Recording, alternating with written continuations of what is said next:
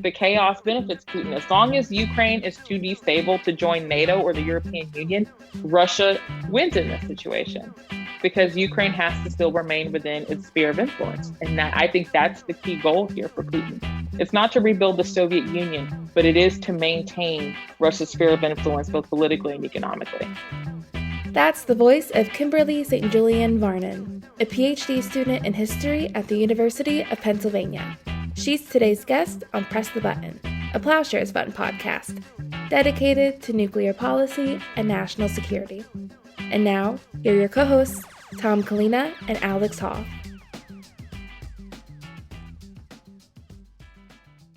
Thanks, Lauren, and welcome back to Press the Button. And hi, Alex, and thanks for covering for Michelle this week. How was your weekend? It was really nice. Thank you, Tom. I was home in New York, saw old friends and family. It's always fun. How was yours?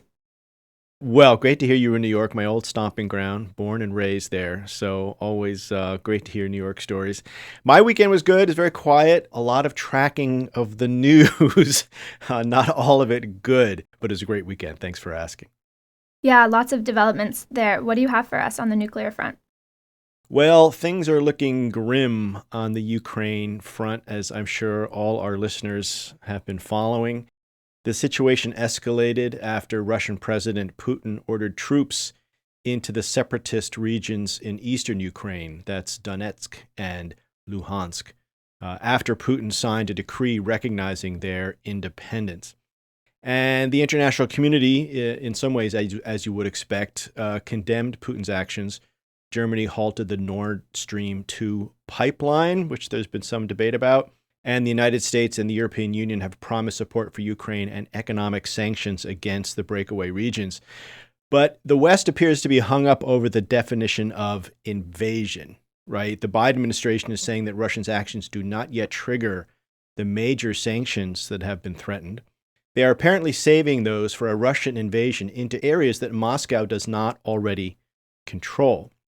And while this may not meet NATO's definition of invasion, it certainly looks like an invasion to everyone else. And this is exactly the kind of confusion and division that President Putin was seeking to create. So we've all been wondering, what is Putin going to do? We're now seeing what he's going to do, and he's doing things exactly to confuse the West. So stay tuned. On the Iran front, some better news. It appears that the nuclear negotiations in Vienna are nearing an agreement to revive the deal, and officials are saying an agreement could be finalized within the next few days, at most a few weeks. They want it done by the end of this month.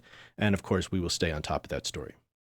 Thanks, Tom. And today on Early Warning, I sit down with Raeghn Draper, Partnerships and Mobilization Associate at Beyond the Bomb.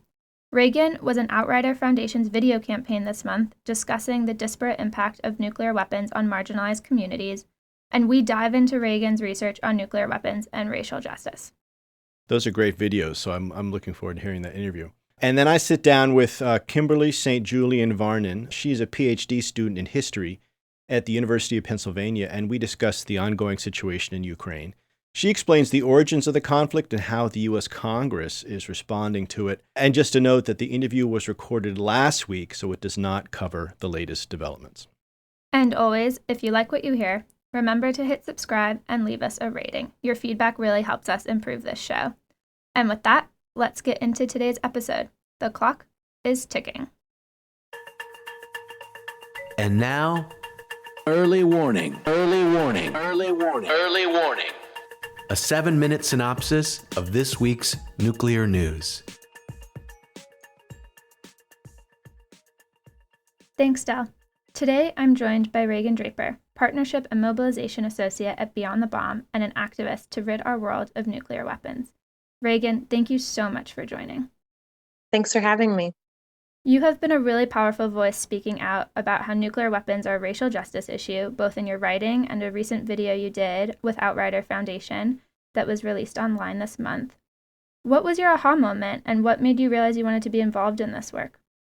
I can't really pinpoint an aha moment. I think the more that I learned about nuclear weapons, the more I saw how they intersected with racism, colonialism, imperialism, all things that intersect with other issues that I care about.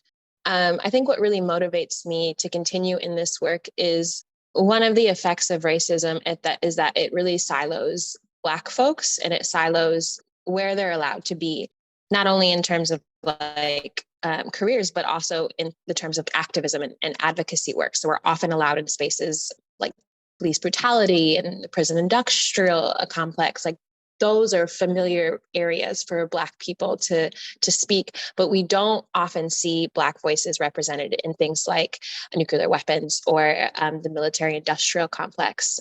And that's kind of a side effect of racism. Without the Black perspective in these spaces, we're missing out on a fuller perspective, change in policies that really reflect every person, which ends up hurting everyone. Nuclear weapons issues aren't something that just affects Black people. They're an issue that affects the whole world. But by limiting who's allowed to speak on it, we're not going to see the impact for the whole world. So I think that's really what motivates me to stay in this industry, is or continue to be an advocate against nuclear weapons, is because I want to add my Black perspective to the conversation. What you hit there is that there are so many movements that must grapple with racial justice issues and face similar questions about our collective safety and security. So how do you think we can build power together across these movements?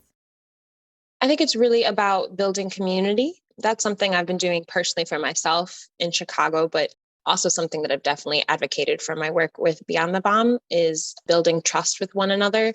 There are a lot of issues that we all are passionate about, and sometimes it's exhausting to feel like we can't do it all, or that we have to pick one and dedicate our time and energy to it. But that's just not true. There's also so many more of us that want to fix the problems in our world than there are people causing it.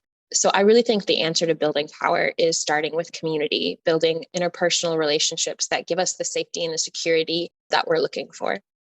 And in your work, you've highlighted the contribution of several prominent civil rights activists, including Coretta Scott King and Walter White, to the nuclear disarmament effort. In your research, what surprised you most? The piece that I was most delighted to find was the work of Lorraine Hansberry, who is a playwright, who's a Black playwright. She wrote 2 anti-nuclear themed plays. What Are Flowers is one of them. And I had the pleasure of reading that. It didn't surprise me that people like Loretta Scott King and Martin Luther King Jr. had opinions on these issues, right? They were advocates, they were civil rights leaders. Of course, they had an opinion on peace and security. But someone like Lorraine Hansberry, who is a playwright and artist, for her not only to care about these issues, but then to put it into her artwork, I thought it was very inspiring. And it led me down a rabbit hole of other Black artists and writers who have included themes of peace and security and nuclear weapons into their art. Octavia Butler is one that I think of. She has a book about aliens where at the beginning, the world is destroyed by nuclear weapons, and then aliens come down to save what's left of humanity. So I really appreciated that people who weren't experts or people who weren't activists had things to say about what we view as really complicated issues. And on that note, there are so many people that might not know where to go or how to get involved in this. Nuclear weapons can seem so abstract to people in their everyday lives. What would you say to people that don't think they have a voice in this space and tell them how to get involved? I would definitely say that you don't have to be an expert. I'm in this field and I feel like I don't know enough about nuclear weapons, and I've been here for a few years now. So I would definitely say don't underestimate your stuff. If you care, that is absolutely enough. But we are always accepting new, fresh voices at Beyond the Bomb. I would say check out our website at beyondthebomb.org. We have a number of pledges, actions, volunteer calls that you can join and just kind of dip your toe in and see if it's the right space for you. Thank you so much, Raeghn. Thank you. Hi, I'm Bonnie Fisk, Deputy Director of Development at Plowshares Fund and a Press the Button listener. When I first joined Plowshares Fund back in 2018, I didn't know anything about nuclear weapons. I came here with just the motivation to help create a safer world and a commitment to lifelong learning. My colleagues told me they'd teach me everything I need to know, and did they ever? Still do, actually. As I continue to grow ever more committed to Plowshares Fund and the reduction and elimination of nuclear weapons, I found that I rely on Press the Button so much. It's a resource for the latest analysis and a place where I can drop in fully, without distractions, and gain new insight into this issue I've come to know and love. I find inspiration from the weekly guests and our partners, and I know I'm a better contributor to our cause just by tuning in. Please consider supporting Plowshares Fund and helping make Press the Button possible by making a donation today. Visit plowshares.org/donate today. And thanks for listening.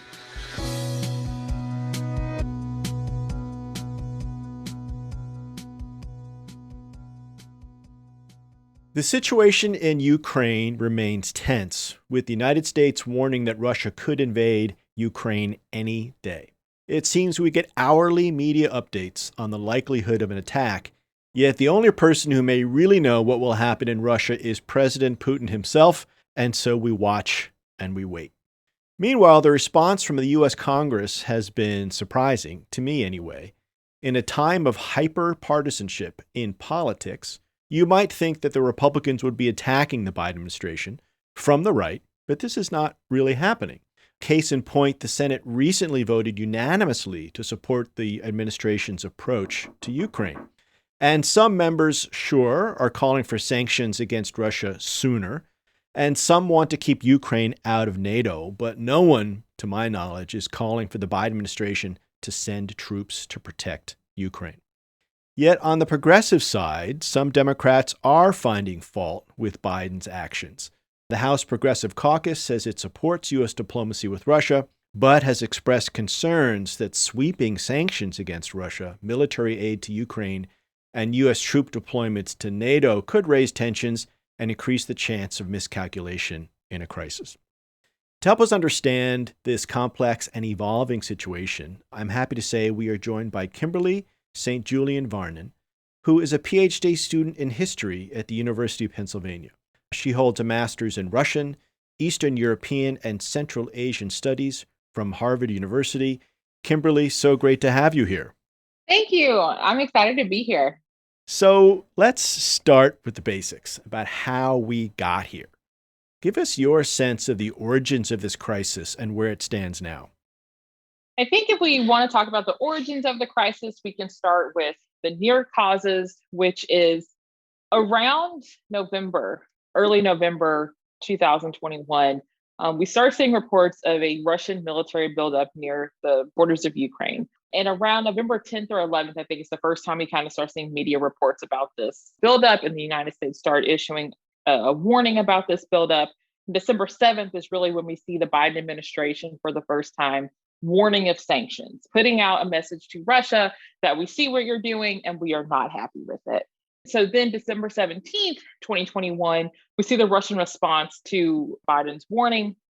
And this is when Putin and his administration come out with their list of demands. And the most important of these demands is there will be no further NATO expansion into the former Soviet Union, and not just Ukraine, but all of the former Soviet Union. And so this is kind of where we see the beginning of the NATO part of the narrative coming forward. January 2022, we've seen nearly 100,000 troops on the Russian-Ukrainian border. Early February, we're up to 130,000. By Thursday this week, we're about at 150,000 troops, with some estimates going up to 190,000. So we've seen a pretty quick escalation over the past month and a half of the situation on the border.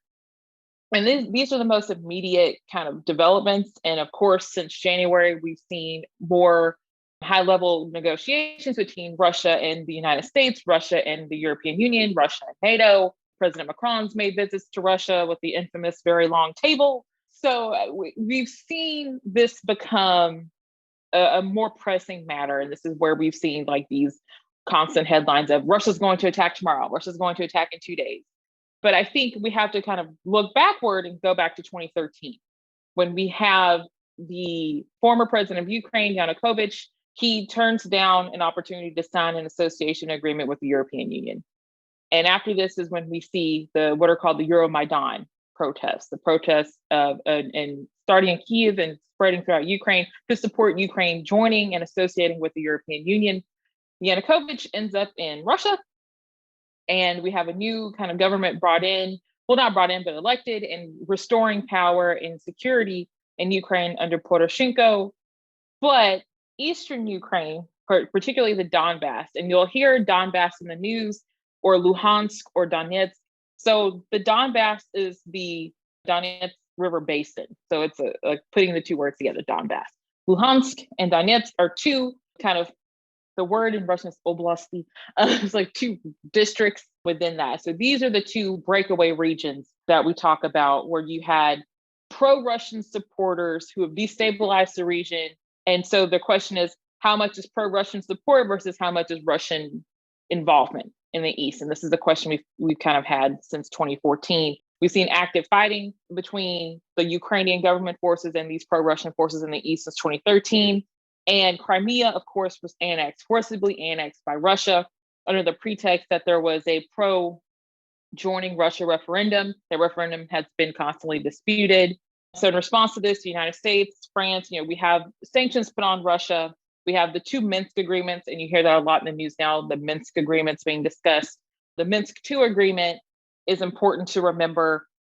This is really kind of allowing Russia to win the destabilization of Ukraine game. And so the Minsk protocols don't actually mention Russia as a belligerent. It mentions the breakaway regions of Luhansk and Donetsk, and it essentially allows them to continue to be breakaway regions. And this is one of the reasons why Ukraine is pushing against recognizing Minsk, because it was hastily put together during the middle of fighting between the pro-Russian forces and the Ukrainian military.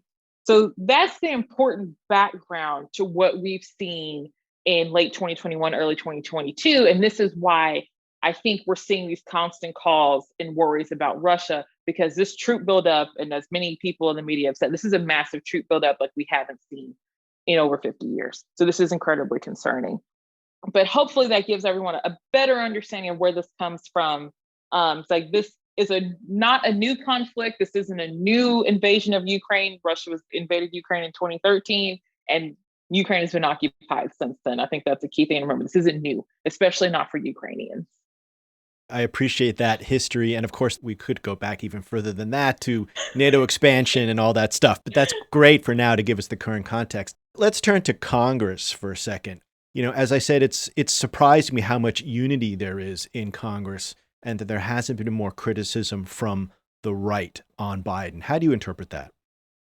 It's interesting, as a Russia-Ukraine specialist, and also a Texan, to kind of see this unification in Congress. So I think there's two particular issues, especially the GOP has to deal with. The GOP is also still reeling from Trump's relationship with Russia. So I think the GOP has to be very careful with how they're dealing with the current crisis.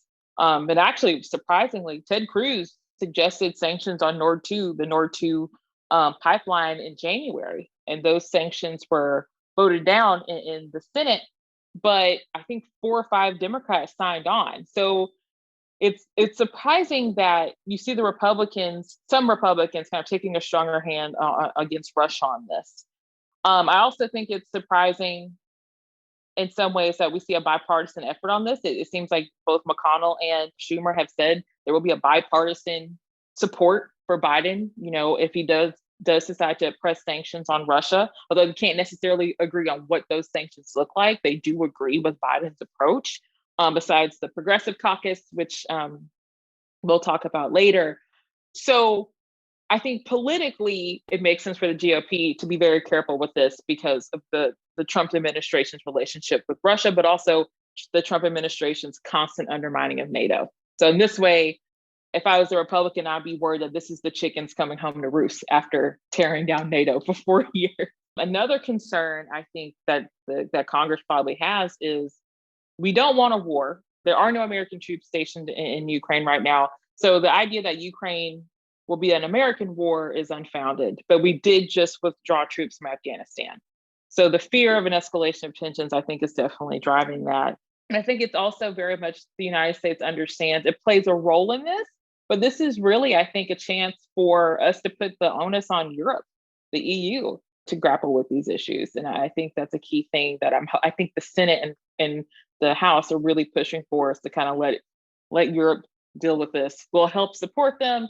We'll say the strong words, but let them deal with it, I think, is what we're going for. And it probably helps Republicans who might otherwise be more aggressive against the Biden administration to see the polling in the United States, where Americans really have no interest in going to war with Russia, which I think is a very prudent place for them to be. Turning for a moment to the progressives, you wrote an article in Ink Stick Media called Ice Cream Diplomacy, and I would love you to explain that term when you get to it, because I've never heard that before. And you say that there's, and there has been, criticism from the left, from the Progressive Caucus, that Biden is being too heavy on the sanctions, on the military aid, and on the troops sending to NATO. And you argue that the Progressive Caucus misses the mark, that diplomacy itself is not enough. Tell us more about that. So the ice cream diplomacy comes from Ben and Jerry's. Their infamous tweet about, not wanting war and, focusing on diplomacy. When we think about diplomacy, especially if you're thinking about diplomacy with Russia, diplomacy isn't just negotiations. Putin, if there's anything you should understand about Putin, Putin is very much into realpolitik. Theory is great. Negotiations are great. But what matters to him is power, hard power. Boots on the ground, tanks across borders. And we've seen this throughout his presidencies, multiple, with Georgia, with South Ossetia, Abkhazia, with Ukraine in 2013 and 2014, sending in, armed officers in Kazakhstan, and the Kazakhstan protests in early 2022. So I think to argue that diplomacy being only negotiations without the threat and execution of sanctions at a minimum is to just be approaching Russia in a completely unrealistic and ahistorical way. But also, I think a key thing that is really damaging to this entire situation is this idea that somehow the American media and the Biden administration are pushing for a war. And these comparisons to Iraq and Afghanistan, and I argue, this is not Iraq. This is not Afghanistan. This isn't a yellow cake uranium situation. This isn't false weapons of mass destruction. What we have seen is over 100,000 Russian troops who have amassed weapons and tanks and artillery around the northern and eastern borders of Ukraine. And we have had an active conflict in Ukraine since 2013 and 2014. This approach to only diplomacy ignores that. Moreover, these narratives about sanctions harming Ukrainians, and I've seen this multiple times, where the idea that sanctions on Russia will somehow harm Ukrainians. I mean, I'm just a historian. I'm not an economist, but I fail to understand how Ukrainians are going to be harmed by sanctions. And sanctions will hurt the Russian economy. That's the point. And you have to understand that. But what's also going to hurt Russians is if Russia invades Ukraine and Russia's then completely isolated in the international sphere. There can be no benefit to everyday Russians with that.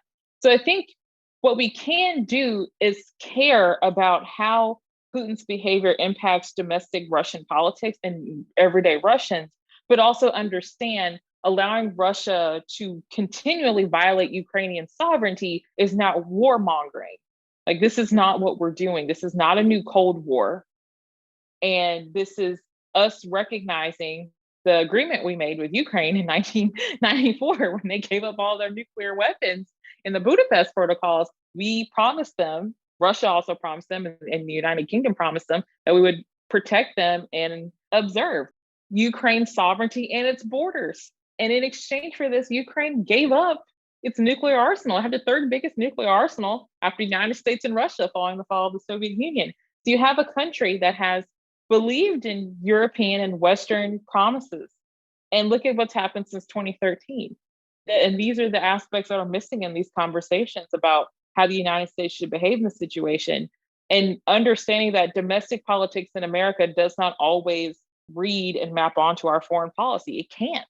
We're dealing with other countries. So that's how I approach that. But the ice cream came from the Ben and Jerry's comment, but also ice cream's great until it stays in the sun and it melts, and then it's useless.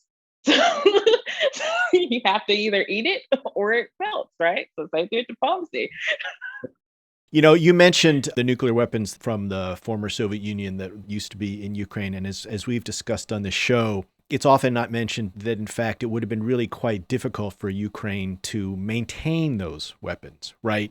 They hadn't produced them themselves. They didn't have authoritative control over them. And in fact, it just would have been quite difficult and may not have proved practical for Ukraine to keep them. But nonetheless, they did give them up, as you said, with certain understandings of their territorial integrity that you have to say, we let them down, right? And certainly Russia, first and foremost, didn't hold up their end of the bargain. But there's a lot of misperceptions and regrets, I'm sure, in that situation.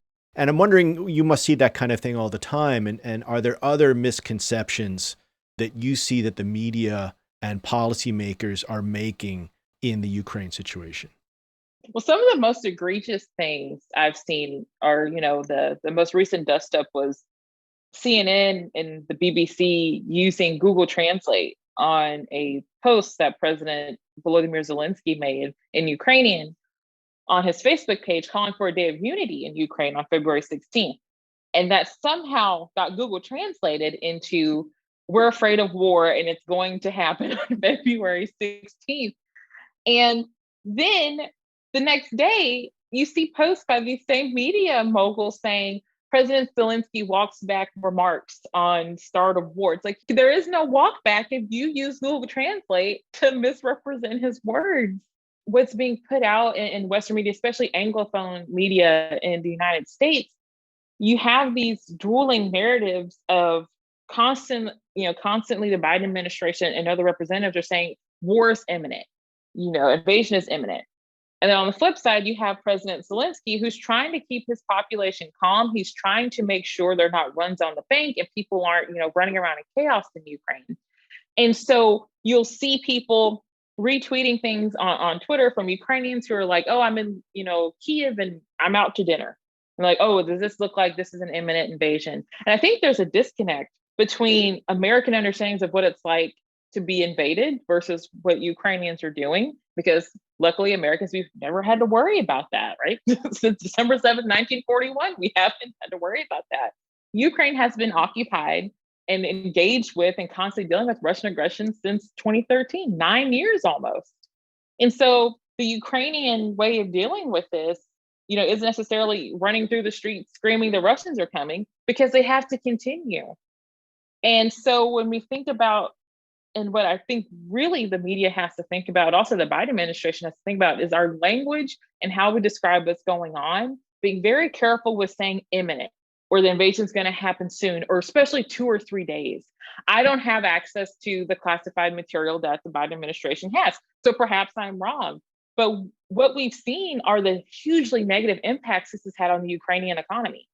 The Ukrainian international airspace is empty. The 2 major Ukrainian airlines have lost their insurance, to have their flights flying over Ukraine. You've seen people pulling their money out of Ukraine. Business opportunities are being lost. This is all harming Ukraine. This isn't hurting Russia, right? So we have to be very careful with our language and understand there are millions of people who are living in Ukraine who have no option but to continue to live in Ukraine, no matter what we say. And so to be very careful with how we frame these issues, but also be more understanding in why people react the way they do. And like, this isn't an episode of a TV show, right? Things aren't going to develop quickly because we want them to develop quickly and be done with. This can be a months-long struggle. So I think that's something we can learn from Ukrainians, is how to just deal with it and process it as it comes. And in fact, one of the schools of thought is that Putin could just stay on the Ukrainian border for a long time because he's having the goal that he wants, which is to destabilize Ukraine and get a huge amount of attention at the same time. So he's doing pretty well for himself. Unfortunately, it's working. The sort of the bully mentality is working, which is sad to say. But let's focus on Ukraine for a minute. Moscow, of course, is demanding that Ukraine be permanently barred from joining NATO. Western leaders have rejected that demand. Yet, at the same time, NATO has no intention of accepting Ukraine into its ranks for years or decades, as far as we know, which creates this odd situation where Russia is demanding something and the United States and Western nations are resisting something that isn't actually a current issue. So what do you think is the most likely way to resolve that particular issue? I think that's a great characterization of this situation. No one was talking about Ukraine joining NATO. This was not on Zelensky's plate. This has not been a concern of Ukraine for years. And all of us, but Russia has made it a problem. Once again, Russia has made NATO expansion a problem. And really, I don't think telling Russia that they agree, like the EU and the United States, that we will not allow Ukraine to join NATO. Appeasing, and that's the right word for it, appeasing Putin is not beneficial to any of the former Soviet Union in this situation. It's not just Ukraine, it's the Baltics. We have to think about the Caucasus and think about the lesson that we're teaching. Because, and this is something I want people to understand, this isn't just a Ukrainian problem. This is a problem for all of Europe. And because if this works on Ukraine, it will extend. This isn't just stuck in one place. But also, we have to also think about, as Westerners and Western leaders, specifically the European Union, but also the United States and our NATO allies, how far are we willing to go to protect our allies? If we do expand NATO, are we willing to do what is necessary, including incredibly damaging sanctions on Russia, canceling incredibly lucrative pipelines, to make sure our allies are protected? And if we are not willing to do that, then it makes no sense to admit Ukraine, because Russia will continue to behave the way it does. After literally watching 2013 and 2014 happen a few months after I got back from Ukraine, and I think this is unfortunate. I think we're going to continue to be in this situation where Russia will do this. It will have troops, we'll have more shelling in the east, and then we'll put pressure on Russia. Russia will get some type of concessions, and then it'll move its troops back. And then in 2 years, same thing is going to happen, because the pressure is good for Putin. The chaos benefits Putin. As long as Ukraine is too destable to join NATO or the European Union, Russia wins in this situation, because Ukraine has to still remain within its sphere of influence. And I think that's the key goal here for Putin. It's not to rebuild the Soviet Union, but it is to maintain Russia's sphere of influence, both politically and economically. Narrowing down even further to sort of like, what it's like in Ukraine right now. I mean, how do you see the future outlook for Ukraine, and what do you think Ukrainians want to see out of the situation? It's been really interesting. I have a lot of friends in Ukraine, and it depends on where you are. My friends in Western Ukraine, day-to-days kind of stay the same. My friends in Eastern Ukraine, Kiev and Odessa, it's a little more hectic. But I think what we can see from the most recent polls, thanks to Putin, support for joining the NATO is the highest it's ever been in Ukraine. Same for support for joining the EU.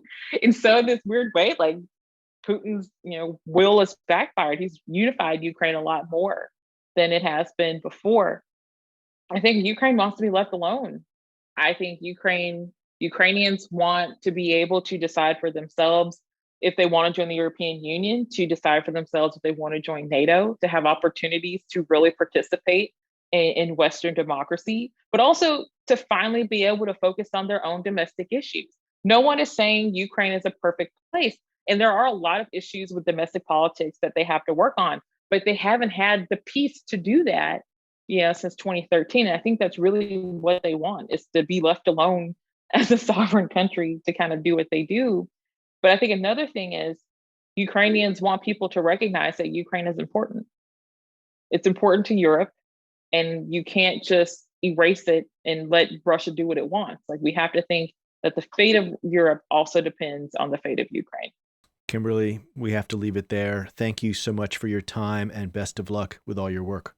Thank you.